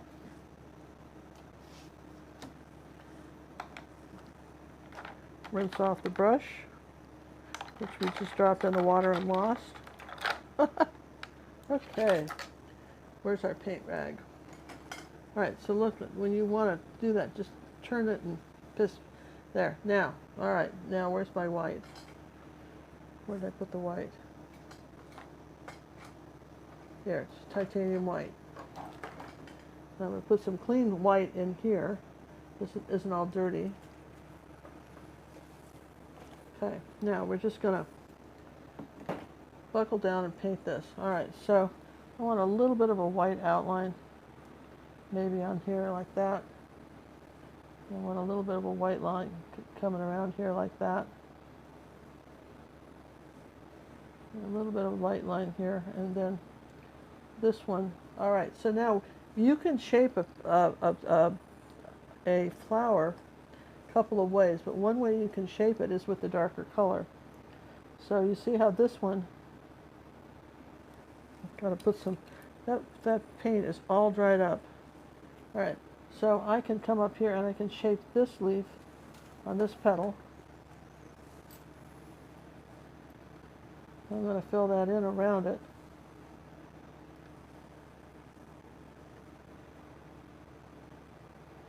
The same thing here, like that.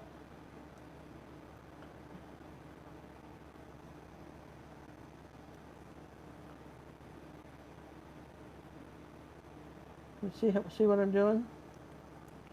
So I think I'm going to put out some more brown paint. I'm tired of going into brown paint and finding it just so thick I can't paint with it. Burnt. Oh, that's raw. I want burnt umber. Okay. Now, let's just put some paint we can work with. I tell you what, if your paint is too thick or too dry, you can't do any of this. All right. let me show you an example. All right, so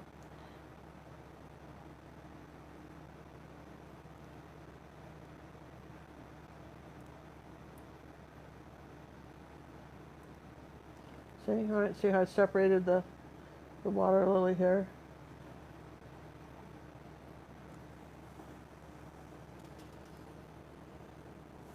All right, now I want to, she's coming around. You can see it, right?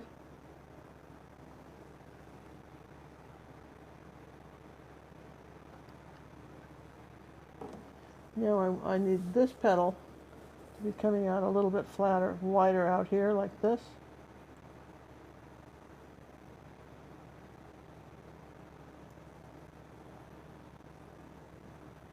I want the tip of that one to be a little lighter. And incidentally, did you have to glaze any of these? No, you could have just used paint. But somebody, you know, I thought as long as you were bothering to watch the lesson, you might see how you might want to glaze too at some point, okay?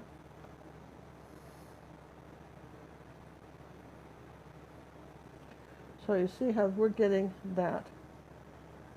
And the thing is that you want to be able to have your shadows on a flower like this. You want to be able to put the shadows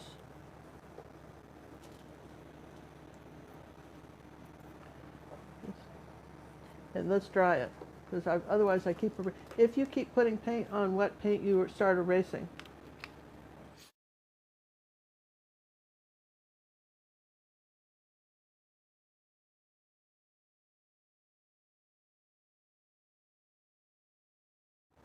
All right, everybody with me? Okay, so once you dry it, you can do another layer, okay? And it's not a problem, but you've got to dry it first. And I think that a lot of times we don't see enough drying on these pictures. When you're painting them, you don't dry them enough.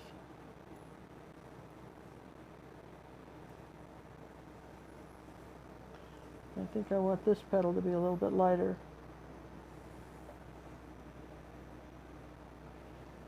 So that's how you paint a water lily, and then we're going to do another coat of this yellow up here like that. A little bit more of that orange color.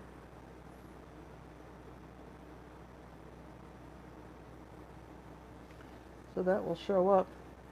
And then let's do a little bit of a shadow under it like this, okay? Remember we talked about that?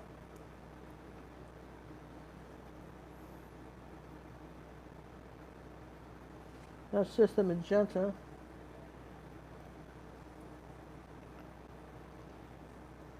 And we want it darker.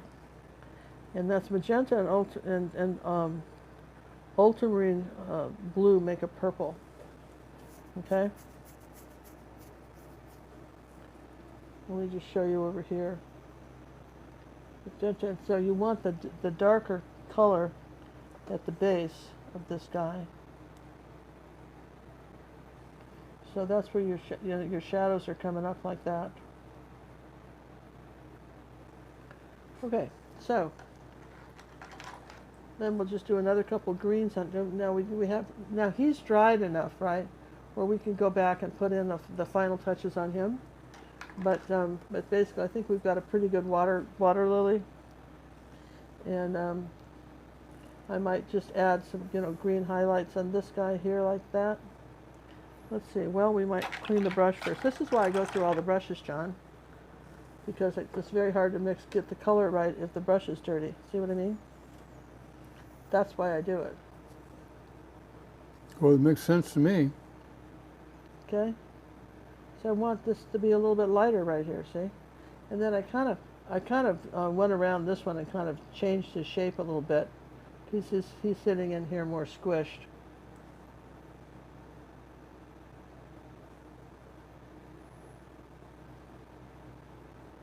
There was a little leaf that came up here like that. So that's pretty cute. I'm not going to put the knot hole in here, but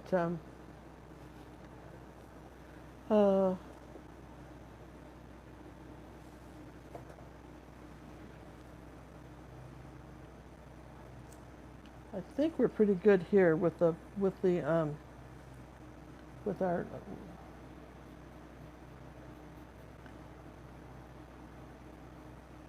Sometimes I use just the corner of an angle brush.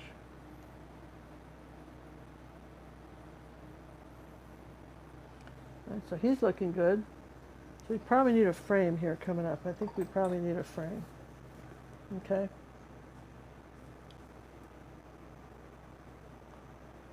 I got them right there, boss.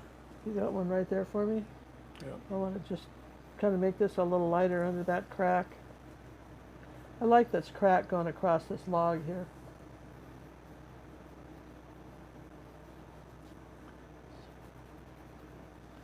I think it's kind of sweet.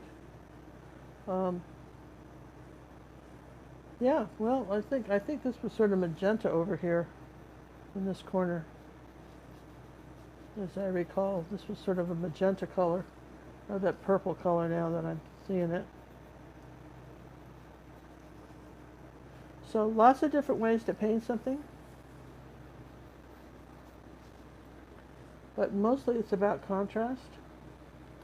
I want to put that little leaf up on the log.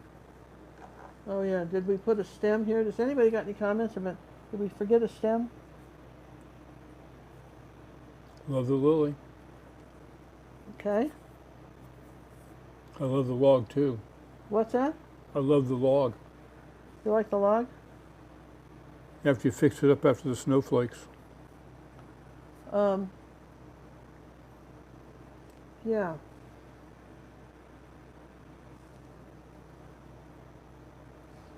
I think a little bit of that orange and yellow is a pretty color. Tap it out here.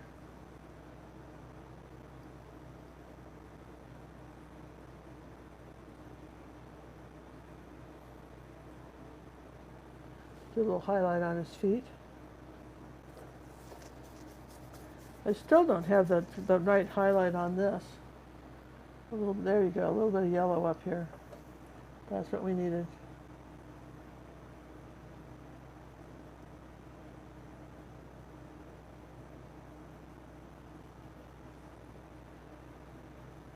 All right, he's looking cute.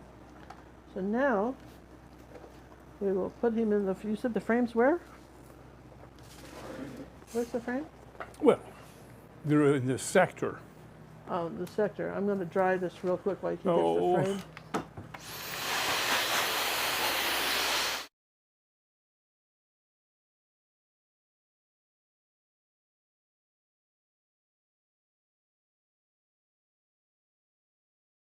You got him?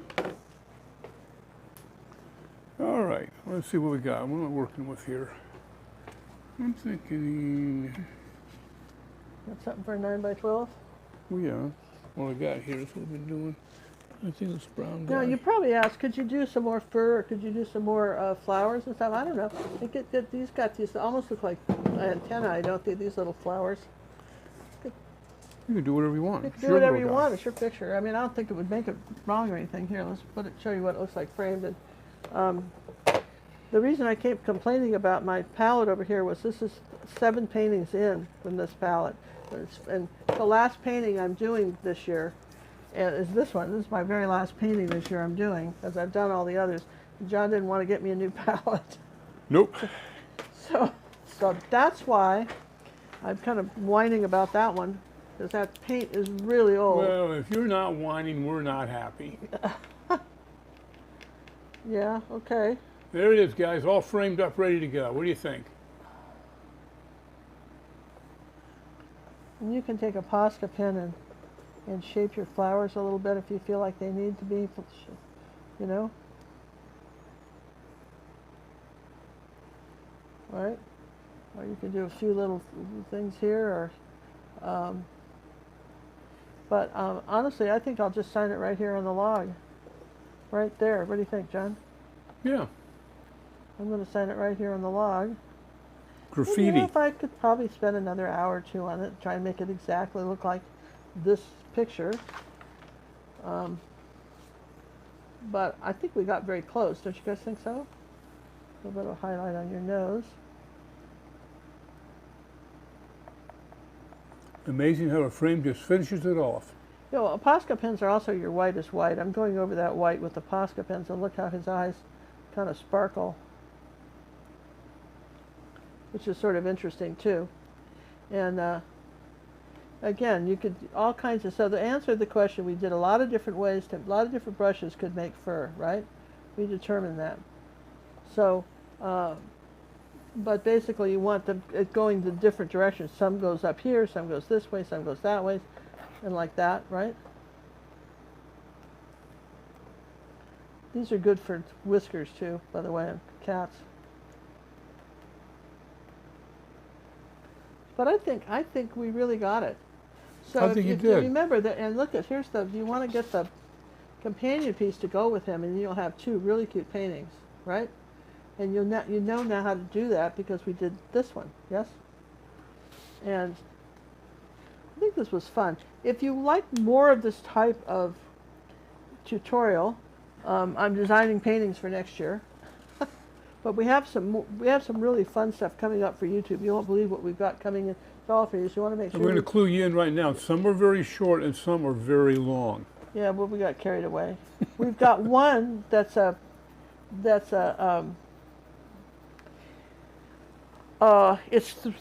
it's three different paintings that become one painting, and we do one each week. It'll take you a month to finish them. We've got one special one for YouTube that's absolutely phenomenal, and the canvas size we're using for that is what size is as 8 by what's it, John? 8 by 16. 8 by 16. Okay, and You may want to do this a 10 by 20. you could do it 10 by 20 too. We just happened to have some 8 by 16s. We had to use them up, but you could use them. You could do them by 10 by 20 too, and I want to come under here and get this dark right there. There we go. So, took a little while to get there, but I want to thank everybody for coming. I think these kinds of paintings can be fun and just a little bit more relaxing because it doesn't have to be perfect. And there's a lot of different ways to paint stuff, and you found out how to make cattails with smudgy brushes, how to what angle brushes to use, how you can glaze stuff if you want to, how if you don't like it you can paint over it. You got a lot of different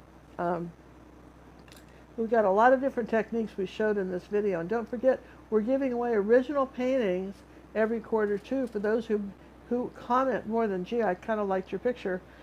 Tell us what you learned, what you liked about it, what you hated about it. It's all right. I don't mind. If you didn't like it, tell me that you'd rather not have that. You don't hurt my feelings. We don't know what you want till you're honest with me. So tell us. And I'm going to look up for a minute and just... Well, that means I got to adjust things. Wait. That's not normal. There we go. All right. So this is my last live YouTube. The next one will be a premiere, and I'll be typing with you.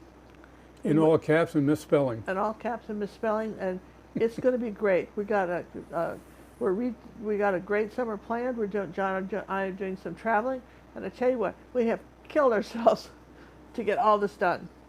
50 paintings in 6 weeks. Wow. All right. So thumbs up. See you then. Thanks, mods. Love you guys. Thanks for being part of our art family. Bye, everyone. Bye.